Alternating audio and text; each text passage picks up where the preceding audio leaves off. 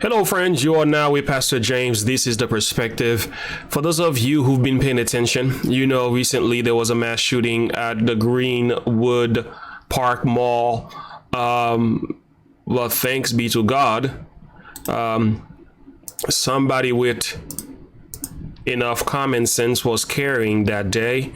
A good Samaritan identified in Greenwood Park Mall shooting called hero by his girlfriends and family, right? There you have it, my friends. I'm going to listen to this news here, and then we're going to comment along the way and try to make sense of what's going on here. Let's take a listen. New details now about the mass shooting in an Indiana mall that left 3 people dead. We're learning more about the attack, and the shopper used his own weapon to take down the gunman. Alex Perez is on the scene in Greenwood, Indiana. Good morning, Alex. Hey, good morning, George. Authorities say they have no doubt that Good Samaritan who stepped in saved lives. They say he was able to stop the shooter in less than 2 minutes.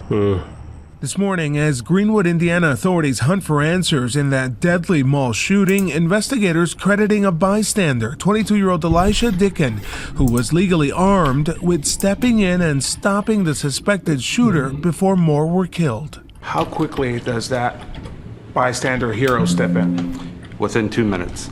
The first shot was fired at, I believe, 5:55. I believe the suspect was neutralized at 5:57.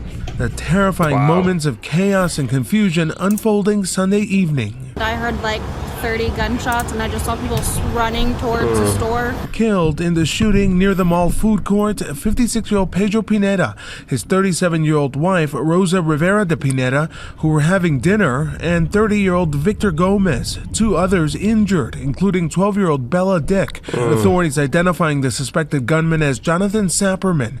Investigators say he entered the mall about 4:54 p.m. Sunday with 2 rifles and a pistol and more than 100 rounds of ammunition, and went straight to the bathroom where he stayed for about an hour. He comes out, the very first person that he sees walking into the restroom, he fires on, shoots, then turns the gun to...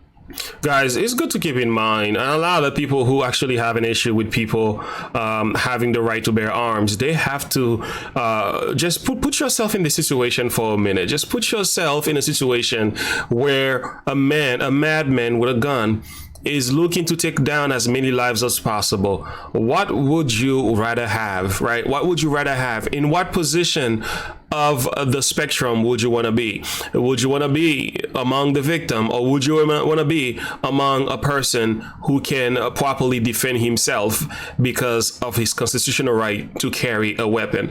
I mean, these are the questions we gotta ask, Christians or not. You gotta ask yourself these serious and honest questions, because bad things happens to all people. Where would you want to be caught in a situation as that? Totally harmless, totally helpless, or would you want to be at a position where you can protect yourself and your loved ones in a country where this is becoming more and more prevalent by the day? These are some things I would like to hear you respond in the comment below. Let's keep going. To the food court and starts firing into the food court. The Good Samaritan, hearing the gunshots, jumping into action, killing the suspect. He was an excellent shot. Investigators combing through the suspect's home, finding his laptop and a can. I gotta tell you, man, you gotta give credit where credit is due. One thing I've learned for certain is that a lot of mass shooters, they do not want a gunfight. That's why they go to places where they can do the most damage. Let's look at how they behave. They don't go to police stations. They don't go to army base and stuff like that, military base. They don't go to places where they know very much they will be met with fire. So they go to places where they know they could do the most damage and somewhat leave a record for their names. But this particular shooter here didn't get his way that day, because somebody with the right to bear arms, with his constitutional right, did the right thing that day. And you gotta ask yourself a question, man. Where would you want to be? Would you just allow this to go on if you knew you could stop this shooter? And I think we have ourselves a hero here, man. Can we give credit where credit is due? can of butane in his oven, which was turned on to high. The suspect, investigators say, had had a few minor run-ins with police. They describe him as a runaway, and over the past 2 years, family and friends tell police he'd been practicing at a nearby gun range. This morning, Eli Dicken being heralded a hero. Dicken's attorney telling ABC News in a statement he is a true American hero who saved countless lives during a horrific event that could have been so much worse if not for Eli's courage, preparedness, and willingness to protect others. That's right. Investigators say the suspect recently received an eviction notice and recently quit his job at a warehouse. An exact motive remains under investigation. Hi. Yeah, there you have it, man. Preparedness and willingness. I know some people took on issue with that, but we have to give where credit is due here, man. This man did stop a mass shooter from things could have been really, really bad. Were it not for him carrying his gun that day, could you imagine how many lives would have been lost? So there you have it, my friend. There you have it. Elijah Dicken. Yeah, man, you did the right thing, bro. You did the right thing. And I don't think any of us just, thinking about killing anybody. I don't think, for me, I have a hard time even pulling a trigger at anyone. That's the last thing you want to do. But in the case of a situation such as that one, where you can take down a suspect,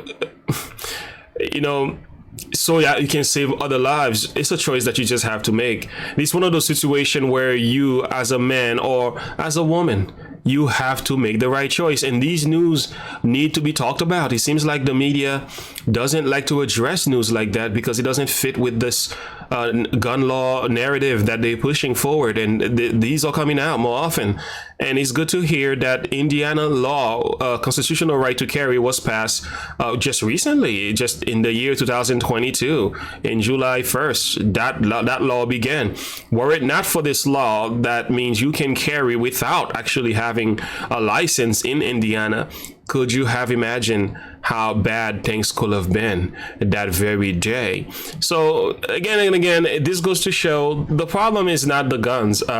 Taking away all the guns and taking away the big guns, or just putting limitation on certain magazine amount. They were saying only 10, but this guy took 10 shots. What if he needed to take one more? So there were other things that need to be discussed. And I think what a lot of politicians are pushing for is not necessarily fair to the narrative of how mass shooters think. To the narrative. It's not fair for the people who are trying to carry, who are law-abiding citizens who want to do the right thing. And I think because mass shooters don't really care about your laws, they're going to do what they're going to do.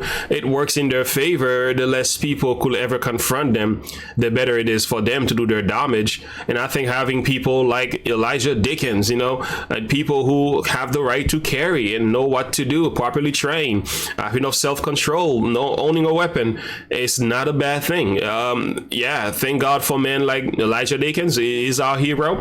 We should clap and kudos to you. You did the right thing, my man. Despite the fact we live in a world today where some are saying, let's take away the weapons, which I do agree. There should be some limitation, maybe the age and so on like that. I totally agree with that.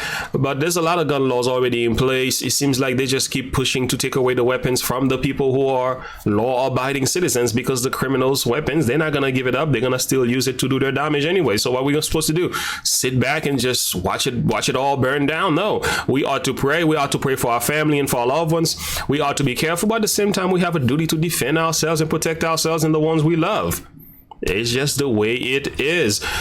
Friends, I have to also say, talking about the Good Samaritan, he's mentioned several times here. It's actually a story that I had to study this in depth in college, because I had an assignment literally based on this. For 8 weeks, I had to do a study on this one passage, because you had to choose one. But it's a very amazing story. Now, this is talking about, loving your neighbor, right? Love your neighbor. And he says, thou answered right. Do this and you shall live. And Jesus went on to give a parable. And he said, a certain man went down to a village in Jericho and fell among thieves, which stripped him of his raiment and wounded him and departed, and leaving him half dead. And by chance there came down a certain priest by the way, when he saw it, and he passed by on the other side. And likewise a Levi, when he was at the place, and came and looked on him and passed by on the other side. And a certain Samaritan, as he journeyed and came where he was, and when he saw him, he had compassion on him, and went down and bound up his wounds, and pouring oil and wine, and set him on his own beast, and brought him to an inn, and take care of them. And on the morrow when he departed, he took out 2 pence and gave them to the host, and said unto him, take care of him, and whatsoever thou spendest more, when I come, I will repay you. You see, friends, this is what we're talking about here. This is the behavior of Elijah Dicken as they were comparing it to the Good Samaritan concept here.